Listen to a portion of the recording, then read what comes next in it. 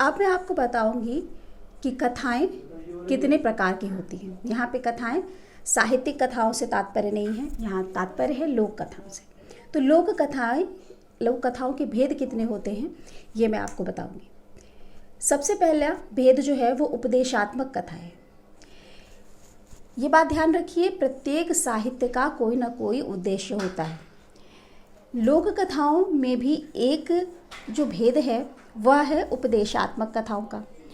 तो उपदेशात्मक कथाएं, जैसा कि नाम से पता चल रहा है, उपदेशात्मक कथाएं वे कथाएं होती हैं जिनके माध्यम से पाठक को, श्रोता को, यहाँ पे श्रोता शब्द है क्योंकि ये मुख से मुख तक संचरित होने वाली कथा है, तो श्रोता को कोई उपदेश दिया जाता है किसी कहानी के माध्यम से कि फला पिता पुत्र का एक संबंध था और पिता की बात पुत्र ने नहीं मानी और ऐसा ऐसा उसे दुख भोगना पड़ा।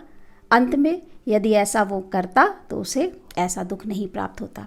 या एक पुत्र ने अपने पिता की बातों का मान रखा और इसलिए उसके लिए स्वर्ग के भी दरवाजे खुले रहे। इस तरह से बातें। तो ये कहानियाँ हो गई उपदेशात्मक कहानियाँ।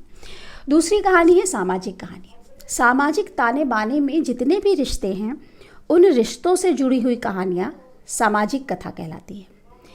माता पिता और पुत्र पुत्री का संबंध, पति पत्नी का संबंध, भाई भाई का संबंध, भाई बहन का संबंध, पड़ोसी पड़ोसी का संबंध, ये जो सामाजिक ताने बाने हैं इनसे जुड़ी हुई जब कोई कथानक होता है तो वो कथा सामाजिक कथा कहलाती है। सामाजिक कथाओं में उत्थान दिखाते हैं और पतन भी दिखाते हैं।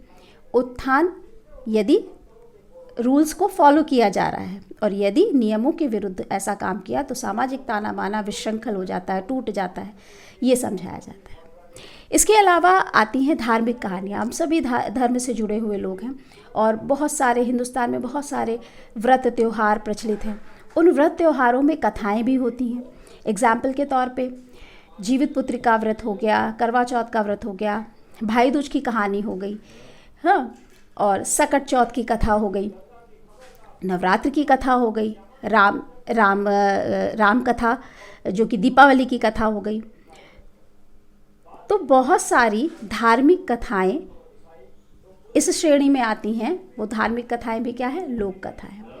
ये इतिहास मिश्रित नहीं होती हैं, मिथक पर आधारित होती हैं, इनका उद्गम स्रोत नहीं पता होता है और इसमें बताया जाता है कि धर्म विशेष का पालन, धर्म से तात्पर्य मूल्यों का है ना, नियमों से, नियम का पालन किया तो सत्यवती और उसका सत्यवान सावित्री की कथा जब बताते हैं वट सावित्री व्रत के पूजन में कि किस प्रकार से वह सती स्त्री थी और फिर उसने अपने सत्य के बल पर, अपने पतिव्रत के धर्म के बल पर यमराज को भी बाध्य कर दिया।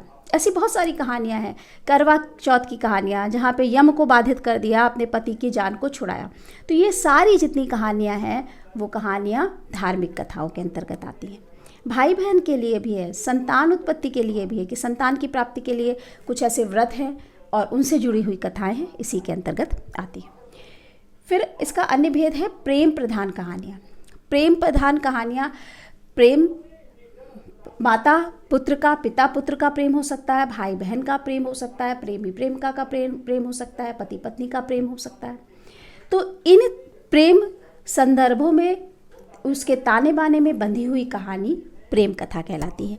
यहाँ पर उस प्रेम को उत्थान पर ले जाने के लिए जो भी नायक है वह बहुत सारे दुख झेलता है और अंत में ये कथा सुखांत होती है। ये जितनी भी मैं कथाएं बता रही हूँ ये सारी कथाएं सुखांत होती हैं। इसी प्रकार जातीय पात्रों पर आधारित ये जातीयगत कहानी होती, जातिगत कहानियाँ होती। विभिन्न प्रकार की जातियाँ हैं हमारे हिंदुस्तान में, यही इसकी खूबसूरती है। तो उन जाति विशेषों में जो प्रचलित कहानियाँ होती हैं, जैसे कहार की, धोबियों की, ये कहानियाँ इस जाति विशेष में ही प्रचलित होती हैं और अन्य जातियों में नहीं सुनी जाती। तो ये जाति विशेष की कथा हो गई। इसके अतिरिक्त मनोरंजनात्मक कहानी, मनोरंजन प्रदान करने वाली कहानियाँ। कहानी का मुख्य ध्येय उपदेशात्मक और मनोरंजनात्मक होता है। हर कहानी का मनोरंजन भी करती है प्रत्येक कहानी और उपदेश भी देती है। तो मनोरंजन प्रधान, जो मनो को रंजन करे, आह्लादित करे, प्रसन्न करे, वह भेद है मनोरंजनात्मक कहानी का। आज के लिए इतना ही। धन्यवाद।